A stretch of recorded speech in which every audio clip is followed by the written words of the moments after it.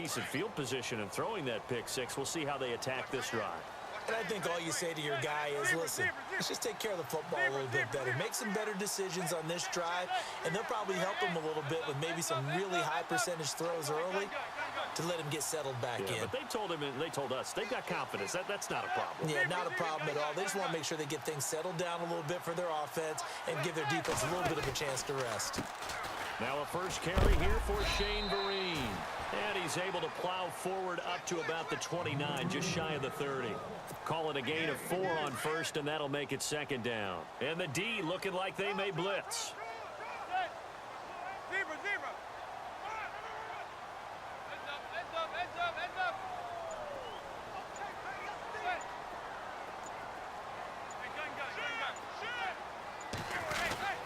They stick on the ground. Again, it's Vereen. And he'll slip his way up across the 30 to the 32. 3 yards is half of what they needed. Now can they get the other 3 here on third down? Shotgun now for Manning. Throw left side, complete to Ingram. And he's able to take this one up to the 35-yard line. They stop him for only 3 that time, and that'll bring up fourth down.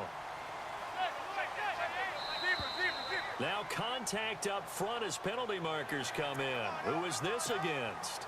Jumpy on the right side of the line. Sometimes when you're on the end, a little bit farther away from the ball, any type of movement will get you to jump, and that's exactly what happened there.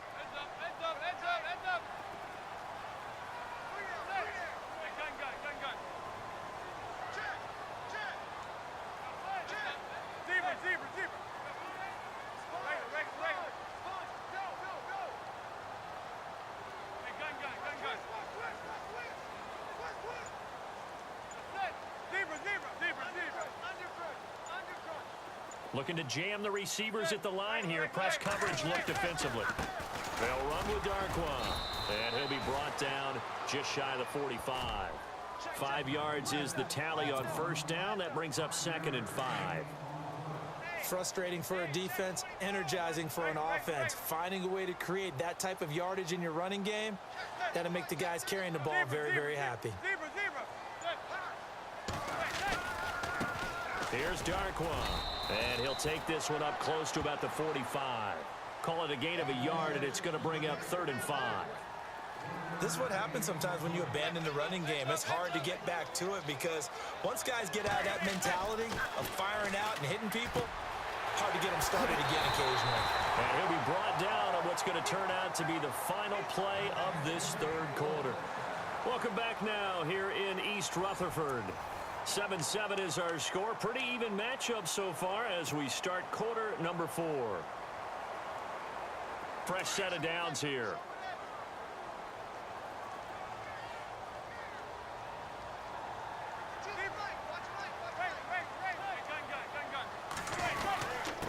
Now a handoff here to his running back. Trying to run inside, but nothing there. No gain on the play there. Second down. So where'd all that running room that he had in the first half go? Because it looks like it's drying up a little bit here. Someone made some adjustments, it appears, at least on this drive.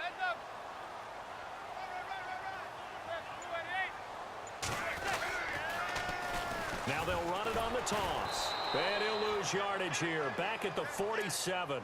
He'll wind up losing a yard on the play. And that'll bring up a 3rd and 11 situation.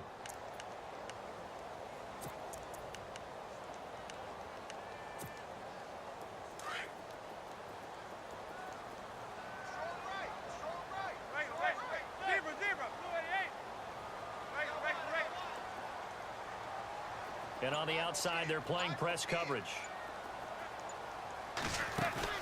To throw on third down. Manning.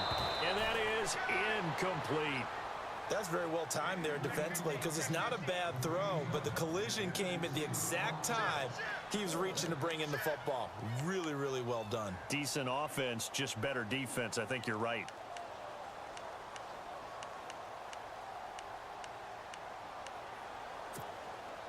Tie game, fourth quarter, and they're going for this thing on fourth down. Here comes the D swarming to the line.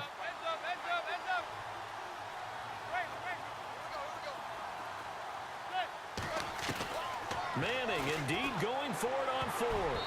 And no, it's incomplete. The Giants go on fourth but come up empty. And the Jaguars are going to take possession here on the turnover on downs. Here comes the Jaguars offense as they get set to go again. And this offense last time turned it over, went for it on fourth, didn't get it. They're lucky, though, because no points against the team on the board, but we'll see how they respond.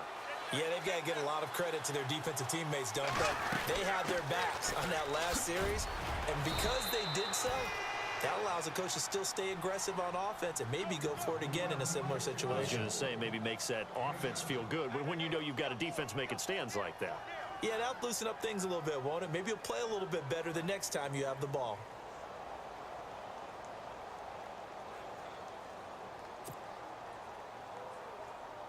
See if they stay on the ground for second down. Possible run anticipation. Here's the D-line sandwiches together. They'll run it again with Fournette. And he's going to get this one down near the 45-yard line. Give him a yard on the run there, and that's going to set up a 3rd down and 2.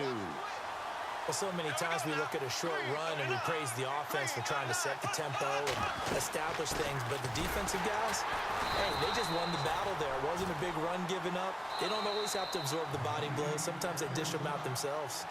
And now the Giants will stop play as they take a timeout defensively. It's just their first. They'll be down to 2 remaining as we step aside here in the 4th quarter.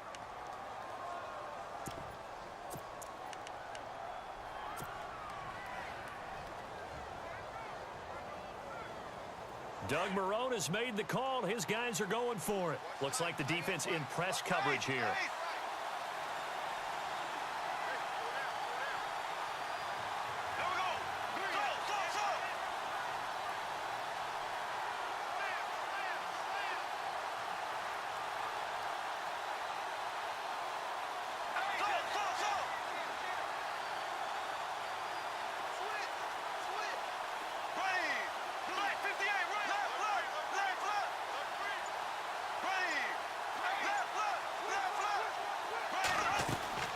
Bortles to throw for it on 4th down. He's got the hook up to Lee.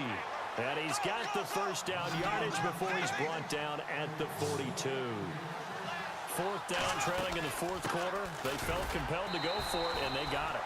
Well, I'd look down at my play sheet, and what I would find, plays have been successful throughout the game that have worked at the distance you need, and that's exactly what they got done. Hitting the home stretch here in a great game, a tie game. Let's see if the defense can get the stop they need to get the ball back. Bortles to throw on 2nd down. Oh, it's a screen pass. It's complete. And this time not quite to the 30. It'll be down at the 31-yard line. And now here comes the 3rd of their timeouts defensively. So they'll be left with only the 2-minute warning to stop it from here on out. And the offense can string something together, but they'll need to do it quickly here to try to get points on the board and win this game. Fournette, a 1st down carry. And nothing doing. He's immediately taken down at the line of scrimmage. Time for a break. We'll come back and see how it all shakes out after this.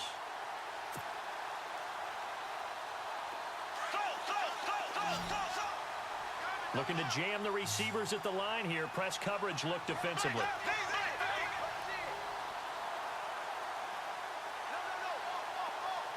And they'll send the slot in motion left. They'll run it now out of the gun.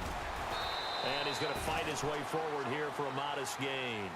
He's able to rattle off 6 on the carry, and that'll get him to 3rd and 4. I like it. I like the call. Still an opportunity to run the football and chew up a little more time off the clock.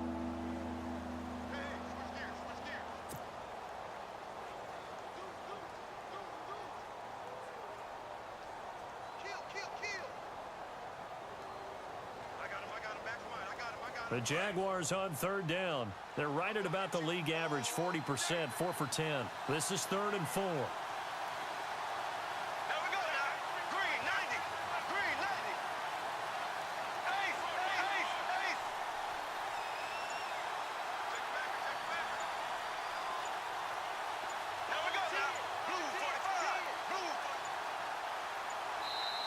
Now Doug Marrone, with the play clock almost out, says let's take a timeout, as he'll talk it over here before what will be an important third down.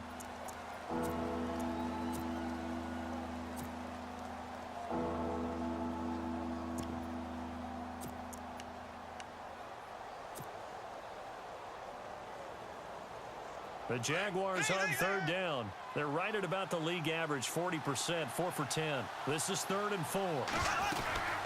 They'll run it now out of the gun. And he's going to take this one down to about the 23-yard line. Just a 1-yard pickup there, and it'll be 4th down. Have to kick this field goal, don't you? No question about it. Look at the clock. Look at the situation. Kick the field goal.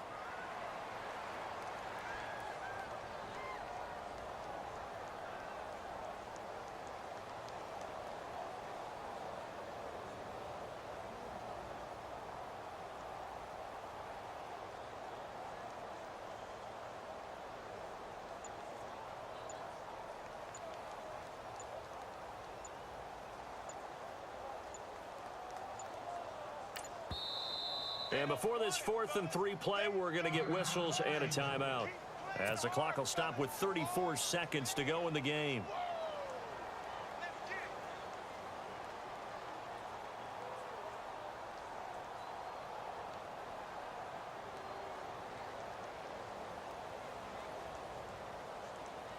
So now one of the biggest kicks of the night is forthcoming.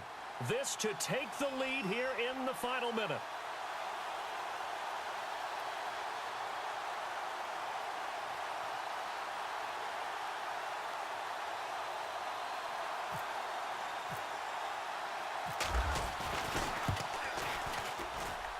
Lambeau will put this one through, and the sideline celebrates as they have taken the lead in the final minute.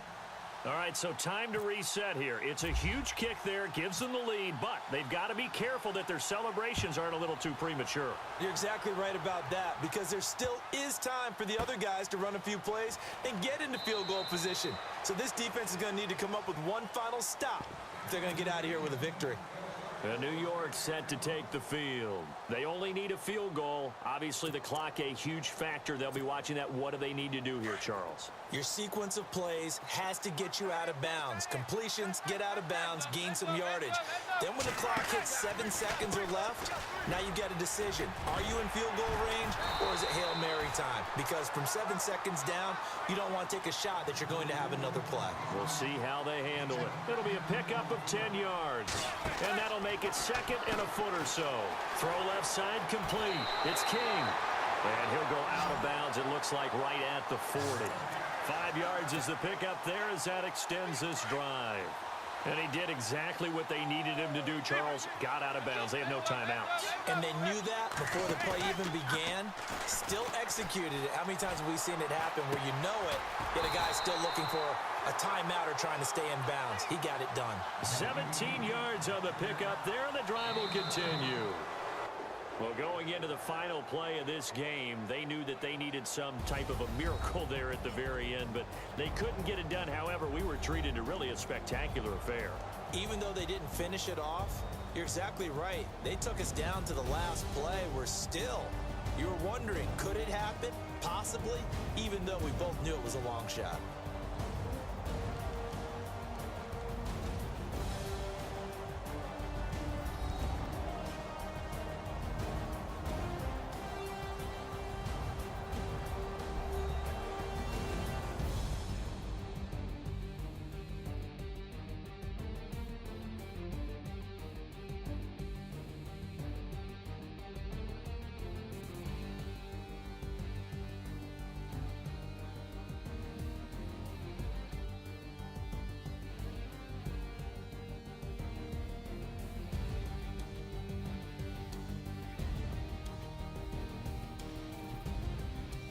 So that'll do it for us. For my partner, Charles Davis, and all the hard-working men and women on our crew, I'm Brandon Gaudin. You've been watching the NFL right here on EA Sports. With that, we sign off from MetLife Stadium.